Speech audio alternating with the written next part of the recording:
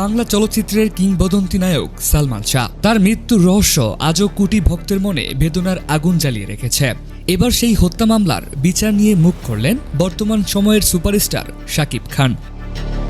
তার বক্তব্য ঘিরে তোলপাড় শুরু হয়েছে পুরো চলচ্চিত্র পাড়ায়।